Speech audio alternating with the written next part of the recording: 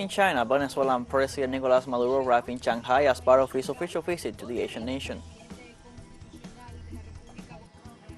In Morocco, authorities report more than 1,000 deaths and another 1,000 people injured after Friday's devastating earthquake.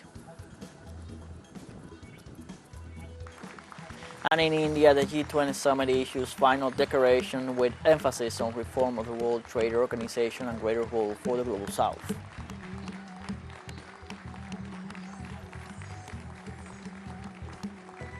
Hello, welcome to From the South. I'm Luis Alberto Matos from the teleSUR studios in Havana, Cuba. We begin with the news. In Colombia, the Latin American and Caribbean Conference on Illicit Drugs is underway in the city of Cali. This conference, which started on the 7th and wraps up this Saturday 9th, aims at finding new vision to pave the way for new anti-drug policies. As many conference speakers have said, an anti-drug policy implemented in Latin America affects the rest of the world. This meeting has brought together delegations from 17 countries from the Latin American and the Caribbean region, as well as representatives from international organizations, members of the civil society, and experts. The conference has focused on drug trafficking, the repercussions of this transnational crime, and ways to jointly address the problem.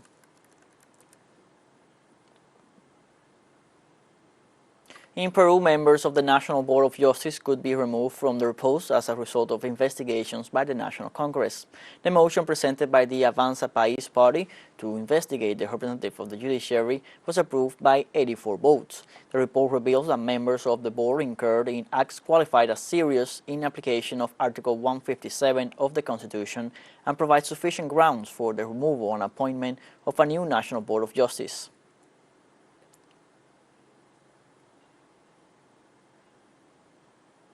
The National Board of Justice rejected the threats to the constitutional order while qualifying the measure as institutional intimidation.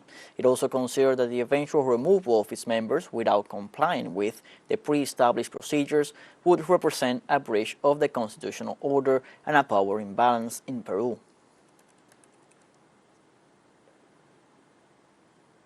China and Venezuela have signed a memorandum of understanding on cooperation, development, and modernization of special economic zones. The agreement between the Venezuelan Superintendents of Special Economic Zones and the Chinese Shenzhen University Special Economic Zones Research Center is meant to strengthen a model of sovereign economic development and national manufacturing. It aims at guaranteeing the production chain while ensuring legal safeguards, social justice, and environmental sustainability in both countries.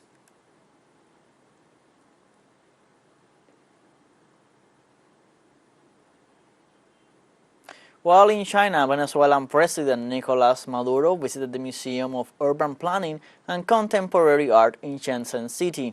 Maduro toured the exhibition on the 40th anniversary of the reform and opening up of Guangdong province, showcasing its achievements in urban planning and development. President Maduro signed the book of illustrious visitors to the museum. According to Chinese President Xi Jinping, the Guangdong province was the first province where they implemented what they call socialism with the Chinese characteristics, and it has been rated as a paradigmatic city on socialist modernization. Continuing with his official visit to China, Venezuelan President Nicolas Maduro arrived in Shanghai at the Hongqiao International Airport. Maduro was met by officials from the Chinese Foreign Affairs Ministry and by municipal government authorities in Shanghai. Maduro is accompanied by Venezuelan Vice President Delcy Rodriguez, Venezuelan Ambassador to China Giuseppe Llofreda, and by high-ranking Venezuelan officials. The president's agenda is focused on strengthening bilateral relations and furthering cooperation with China.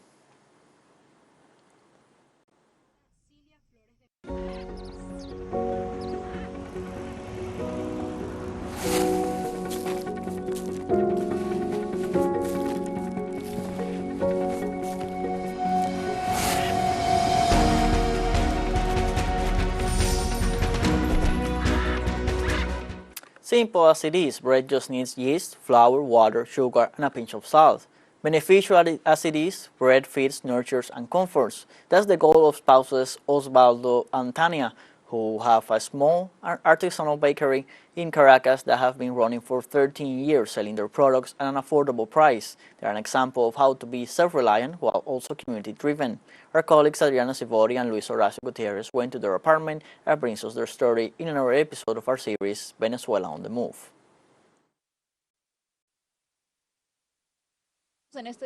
The flats in these buildings are part of the more than 4 million homes that have been granted to Venezuelan families who could not afford a residence. On the first floor, Osvaldo works on the art of making bread. The scale calculates each portion. On the counter, the dough sits for a while. My wife taught me, and my wife was taught by God. Day after day, mixing flour, yeast, water, a little salt, and sometimes sugar, and depending on the season, other ingredients. The profession is not forgotten. I never took a bakery course. I say that I have learned through practice. And the more you practice, the more you learn how to make bread. The oven does not rest. They have 10 trays, and in each of them they place the flexible dough. Both the savory bread and the sweet bread, as well as the ham, one has been at a solidarity price. When things get tough, we sell ice cream, cakes. The neighbors are frequent customers. It is cheap. They have been selling the bread here for 13 years. I think it's really good, delicious to say the truth. I love their tres leches cake.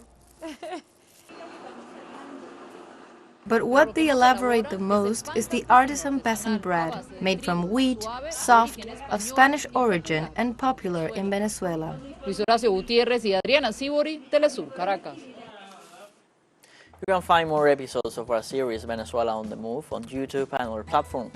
Let's take now a short break, but remember you can join us on TikTok at teleSUR English, where you'll find news in different formats, news updates, and much more. All the stories coming up. Stay with us.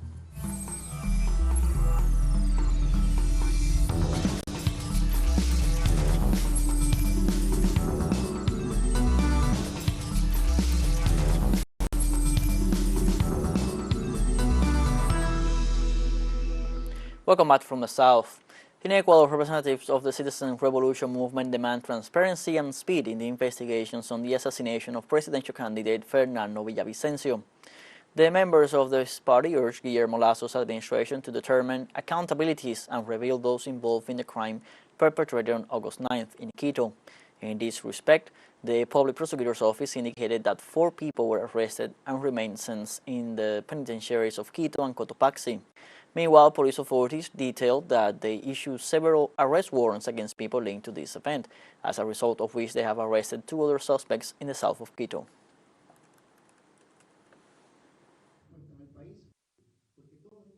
We all demand answers to know who the masterminds are, the perpetrators.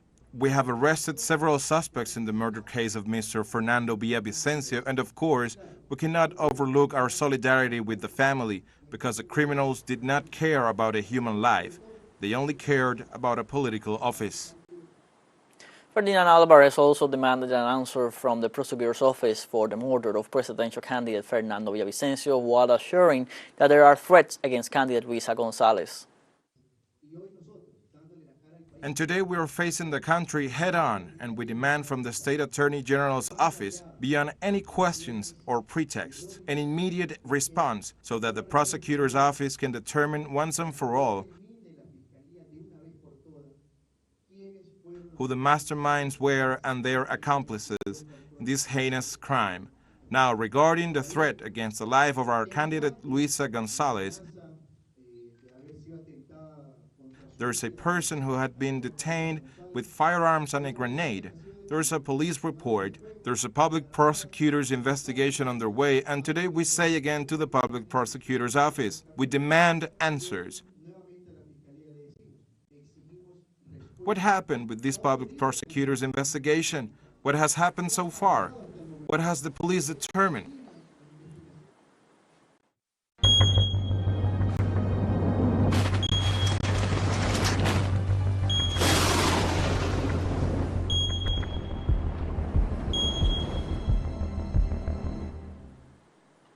On Friday, Brazilian authorities raised the number of missing people from 25 to 46 following the passage of a devastating cyclone in the south of the country, which left at least 41 people dead. The civil defense of the state of Rio Grande do Sul informed in a note that search efforts continue 5 days after the climatic phenomenon, which affected 85 localities. The heavy rains and strong winds unleashed by the storm forced more than 10,000 people to leave their homes. In total, more than 135,000 people were affected, according to the latest balance sheet. At least 41 people died in the areas hit since Monday by the cyclone, the latest in a series of weather disasters in recent months in Brazil and the deadliest in Rio Grande do Sul. On Friday, the death toll from heavy flooding in central Greece rose to 10, while 4 others are still missing.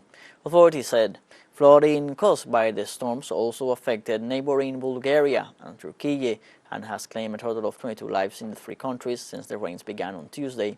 In Greece, the intense storms that battered the country turned streams into raging torrents that burst dams, washed away roads and bridges, and dumped cars into the sea, and many of the flooded areas were left without electricity and drinking water.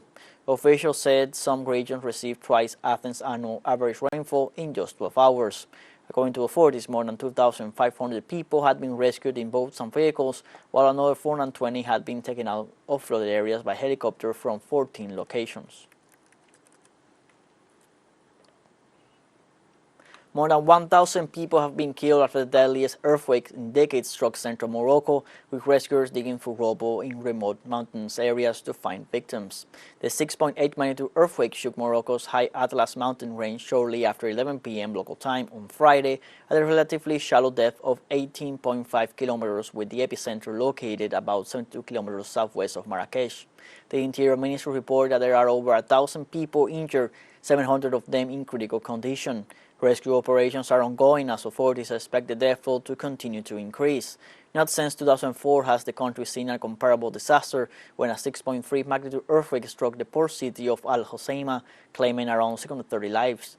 Morocco's worst earthquake of modern times was in 1960 near the western city of Agadir, which killed at least 12,000 people. In this context, leaders from different countries of the world, such as Algeria, Russia, the European Commission, and India, offer help and solidarity after the devastating earthquake. The international community expresses its compassion after the natural disaster described by the United States Geological Service as the strongest earthquake in the region of Rabat. Nations continue to join in to contribute to face the damages caused by the catastrophe.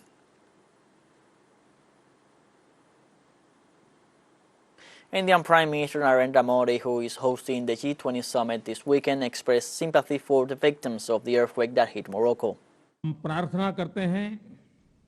We are praying that all injured people are healthy soon. The entire world is with Morocco in this tough time, and we are ready to give them all possible assistance. In Japan, more than 300,000 people from several cities in the country were evacuated due to Typhoon Jungyeon. Authorities indicated that the cyclone is advancing at a speed of 15 kilometers per hour and warned of the arrival of torrential rains and strong winds. Likewise, highways have been blocked and train traffic and at least 32 domestic flights have been cancelled. Meteorologists predict that the cyclone will reach the city of Shizuoka in the next few days and will then pass through the Japanese capital of Tokyo.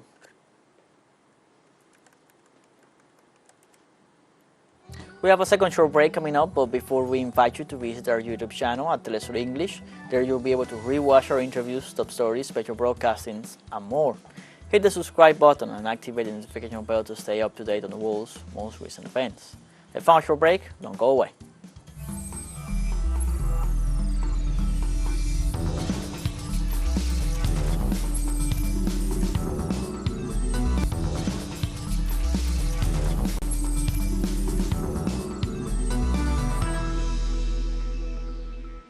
Welcome back from the South. India's Prime Minister Narendra Modi introduced the African Union as the newest member of the G20 during the first session of the Leaders' Summit of the Group of the 20 in New Delhi. The main representative of the world economy, who are meeting for 2 continuous days, approved the inclusion of the regional bloc, while affirming that this is a step forward to strengthen the ties between nations. In the same way, India focused its leadership of the G20 on global multilateral progress to guarantee results of the benefit of all.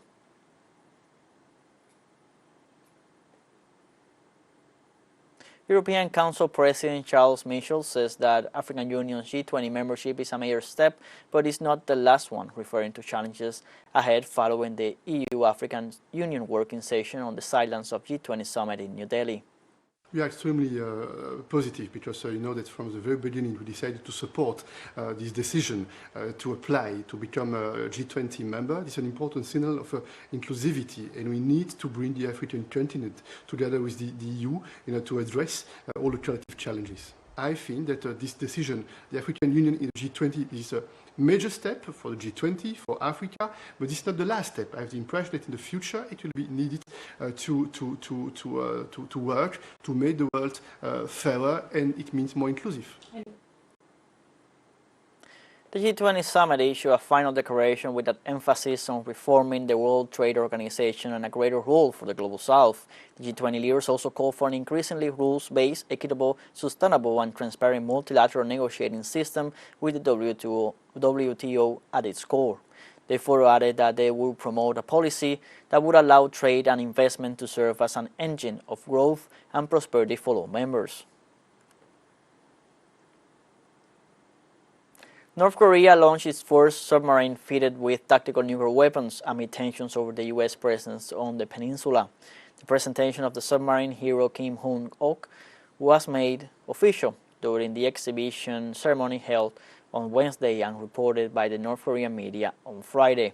The ship, transferred under the jurisdiction of the East Sea Fleet of the North Korean Navy, was visited by the nation's President Kim Jong-un, who expressed deep satisfaction for having a submarine with such characteristics which, in the words of the head of state, will be able to counteract the naval assets of the United States.